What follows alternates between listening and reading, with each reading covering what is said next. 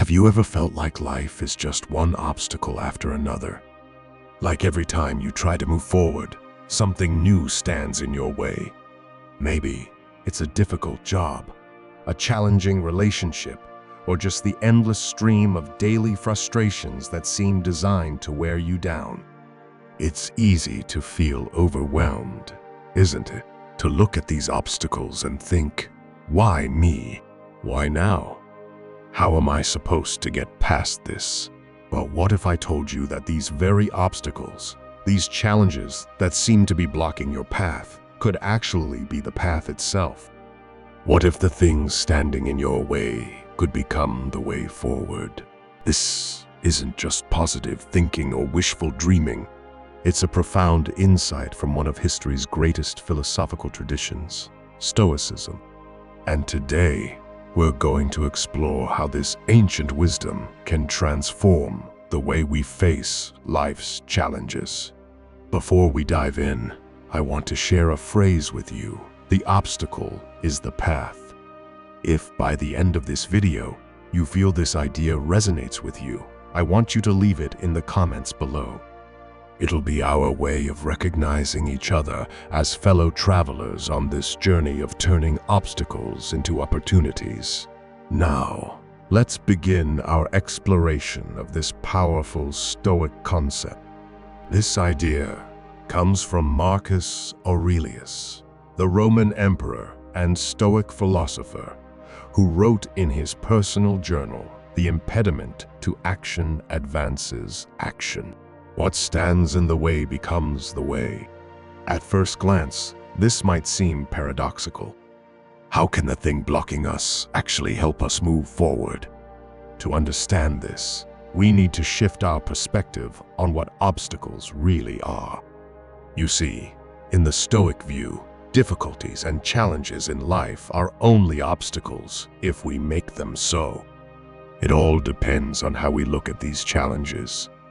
We can either see obstacles and get blocked, or we can see opportunities and make progress.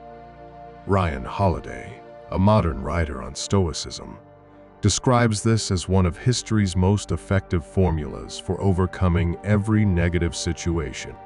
He goes on to call it a formula for thriving, not just in spite of whatever happens, but because of it. But let's be real, this isn't easy. Our natural reaction to obstacles is often frustration, anger, or despair. We see something blocking our path and we think, this isn't fair. This shouldn't be happening.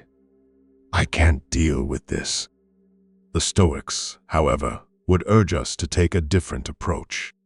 Instead of seeing obstacles as unfair burdens, they viewed them as opportunities for growth. In every challenge lies a chance to improve ourselves, to practice virtue, to become stronger and more resilient. As Epictetus, another great Stoic philosopher, put it, don't seek for everything to happen as you wish it would, but rather wish that everything happens as it actually will, then your life way. This doesn't mean we should just passively accept whatever happens to us. Far from it. The Stoic approach is about active engagement with life's challenges. It's about seeing the opportunity within the obstacle and seizing it. Think of it this way. Imagine you're a sculptor and your goal is to create a beautiful statue. Now, the marble block in front of you might seem like an obstacle. It's hard, it's heavy, it resists your efforts to shape it. But without that resistance, without that challenge, you couldn't create your art. The very thing that stands in your way, the hard, unyielding marble, becomes the way to achieve your goal. Life works in a similar way. The challenges we face, the resistances we encounter, are not just obstacles to be overcome. They're opportunities to practice virtue, to hone our skills, to become better versions of ourselves. Marcus Aurelius puts it beautifully. Our actions may be impeded, but there can be no impeding our intentions or dispositions. Because we can accommodate and adapt. The mind adapts and converts to its own purposes, the obstacle to our acting. The impediment to action advances action. What stands in the way becomes the way. Let's break this down a bit. When Marcus says our actions may be impeded, he's acknowledging that yes, we will face obstacles. Things won't always go our way. But then he adds, but there can be no impeding our intentions or dispositions. This is crucial. While we can't always control what happens to us, we can always control how we respond. And here's where it gets really interesting. Marcus says, the mind adapts and converts to its own purposes, the obstacle to our acting. In other words, our mind has the power to take any obstacle and turn it into an opportunity. We can use the very thing that's in our way as a stepping stone to move forward. This isn't just philosophical theory. It's a practical approach to life that has been used by successful people throughout history. Take Steve Jobs, for example. When he was fired from Apple, the company he co-founded, it seemed like a career-ending obstacle. But Jobs later said, "Getting fired from Apple was the best thing that could have ever happened to me." He used that setback as an opportunity to explore new ideas, which eventually led him back to Apple and to even greater success. Or consider Nelson Mandela. His 27 years in prison could have been seen as an insurmountable obstacle. Instead, he used that time to deepen his understanding, to develop his leadership skills, and to prepare for the role he would play in transforming South Africa. The obstacle, his imprisonment, became the way to his ultimate goal. But you don't have to be a tech visionary or a world leader to apply this principle. It works in everyday life too. Maybe you're facing a difficult project at work. Instead of seeing it as a burden, you can view it as an opportunity to develop new skills and prove your capabilities. Or perhaps you're dealing with a health challenge. While it's not something you would have chosen, you can use it as a way to deepen your appreciation for life and to inspire others facing similar challenges. The key is in how we perceive these challenges. As Marcus Aurelius said, if you are pained by any external thing, it is not this thing that disturbs you, but your own judgment about it, and it is in your power to wipe out this judgment now.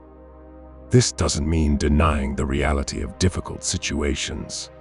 It's not about pretending everything is fine when it's not.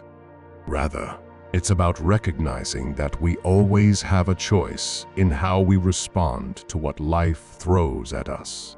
We can choose to see obstacles as insurmountable barriers, or we can choose to see them as opportunities for growth. Epictetus reinforces this idea. It's not what happens to you, but how you react to it that matters. Our power lies not in controlling external events, but in controlling our responses to those events. Now, you might be thinking, this all sounds great in theory, but how do I actually put it into practice? Here are a few strategies. Expect obstacles. The Stoics practiced what they called the reserve clause, always adding fate permitting to their plans. By expecting challenges, we're less likely to be thrown off when they occur. Look for the opportunity when faced with an obstacle. Ask yourself, what can I learn from this? How can this make me stronger? Focus on what you can control. You can't always change the situation, but you can always change your response to it. Practice virtue. Use each challenge as an opportunity to practice courage, patience, resilience, or whatever virtue the situation calls for. Reframe the narrative. Instead of saying, I have to do this difficult thing, Try saying, I get to do this challenging thing that will help me grow. Remember, this is a skill that develops over time. The more you practice turning obstacles into opportunities, the better you'll become at it. As Seneca, another great Stoic, said, difficulties strengthen the mind as labor does the body. Now, I want to address something important. This philosophy isn't about wearing rose-tinted glasses or denying the reality of genuinely difficult situations. Terrible things do happen in life, and it's okay to acknowledge that.